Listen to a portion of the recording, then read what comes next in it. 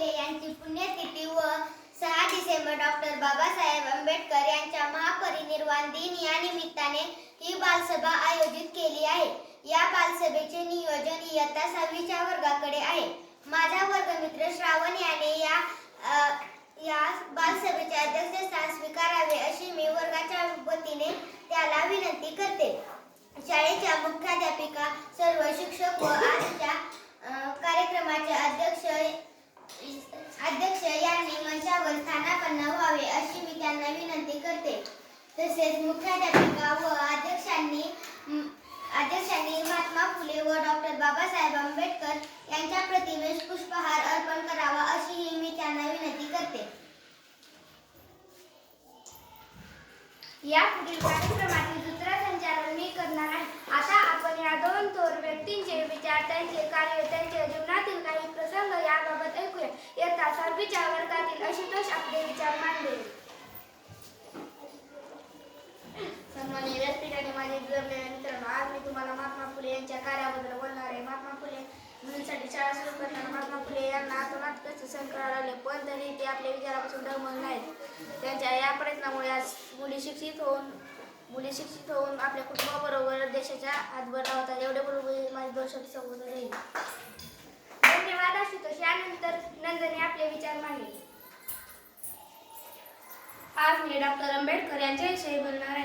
Doctor Babasaheb यांचे मूळ नाव भीमराव होते। त्यांचे वडील रामजी व्यासंगी व शिक्षणाविषयी आस्था असणारे होते, म्हणून त्यांनी बाबासाहेबांना शिक्षण घेण्यास प्रोत्साहन दिले। बाबासाहेबांच्या प्रगतीवर त्यांचे बारीक लक्ष असायचे, म्हणून त्यांनी आंबेडकर यांच्यावर होता। बाबासाहेब यांचे सर्वात जवळचे मित्र म्हणजे ते पुस्तकात खूप रमायचे। वाचनामुळे त्यांना मनन चिंतन करण्याची सवय झाली। कुशाग्र बुद्धिमत्ता, उत्तुंग ज्ञान व अखंड यामुळे ते आपल्या भारतीय राज्यघटनेचे शिल्पकार झाले।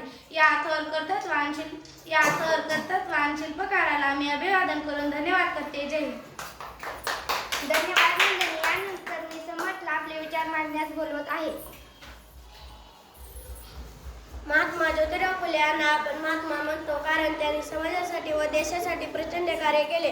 सत्यशोधक समाजाची स्थापना केली, विद्वान मुळात प्रोत्साहन दिले, अनाथालय काढले, सर्वांनी शिकावे या तळमळीत अहोरात्र झटले। डॉक्टर बाबासाहेब आंबेडकर यांनी शिक्षणाचे महत्त्व ओळखून मिलिंद व सिद्धार्थ कॉलेजची स्थापना केली। वसतिगृह निर्माण करून विद्यार्थ्यांच्या राहण्याची सोय केली। पुस्तकांसारखा दुसरा मित्र नाही असा संदेश डॉक्टर बाबासाहेबांनी आपल्याला दिला। डॉक्टर बाबासाहेब आंबेडकर हे आपल्या भारतीय राज्यघटनेचे शिल्पकार आहेत। हे 2 व्यक्ती आपल्यासाठी दीपस्तंभ आहेत। त्यांना मनपूर्वक अभिवादन करून मी माझे 2 शब्द संबोधतो। जय हिंद। धन्यवाद। विनंती करते की त्यांनी आपले विचार मांडावे।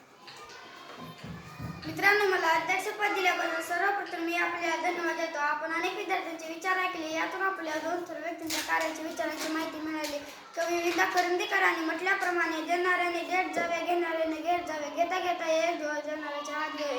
महात्मा फुले डॉक्टर बाबासाहेब आंबेडकर यांच्या कार्याने त्यागीने सेवेत सुरेख होऊन आपण शिक्षणाची गंगा घरोघरी पोहोचवण्याचा संकल्प करूया। आपल्या परिसरातील एकही विद्यार्थी शाळाबाहेर राहणार नाही यासाठी आपण प्रयत्न करूया। हेच आपल्याकडून खरे अभिवादन ठरेल। एवढे बोलून मी थांबतो। जय हिंद। धन्यवाद श्रावण। आभार प्रदर्शक श्रेया करेल।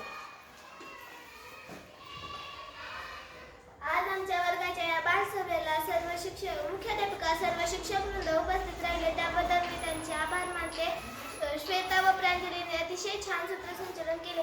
आशुतोषने व्यासपीठ व्यवस्था केली, समर्थने ध्वनी व्यवस्था केली। या सभागृहात तुम्हाला महात्मा फुले व डॉक्टर बाबासाहेब आंबेडकर यांच्या जीवनावरील प्रसंगी चित्रित रेखाटन दिसत आहे, त्यामुळे बालसभेची वातावरण निर्मिती सुरेख झाली। तसेच आपल्या सर्वांचे मी इयत्ता 6वीच्या वतीने आभार मानते व कार्यक्रम संपला असते अध्यक्षाच्या वतीने जाहीर करते।